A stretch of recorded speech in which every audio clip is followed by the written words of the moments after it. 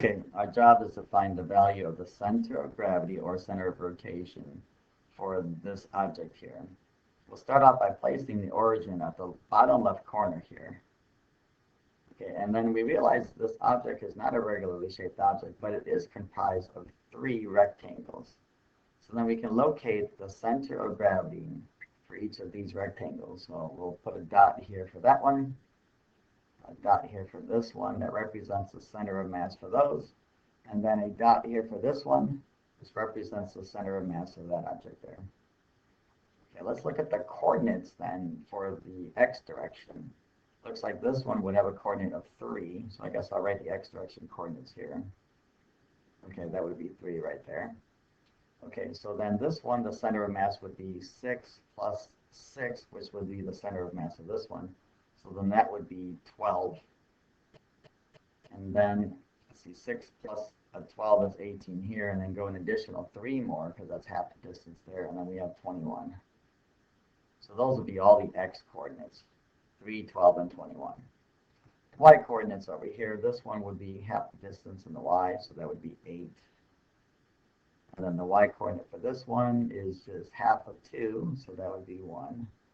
And then going upwards, half of the distance, 16, would be 8 for that. So these would be all the y coordinates as corresponding in the 3.5 kilogram, the 1.5 kilogram, and the 3.5 kilogram. Okay, so let's get the center of gravity and the x then calculated. That's going to equal 3.5, the mass of this rectangle, multiplied by its x coordinate, 3, plus, this is 1.5 kilograms multiplied by 12, plus 3.5 multiplied by 21. And then we need to divide all of this by the sum of all the masses. 3.5 plus 1.5 plus 3.5. Okay, and that'll get us a value then of 12 centimeters. Doing likewise for the center of gravity in the y direction. That's going to equal 3.5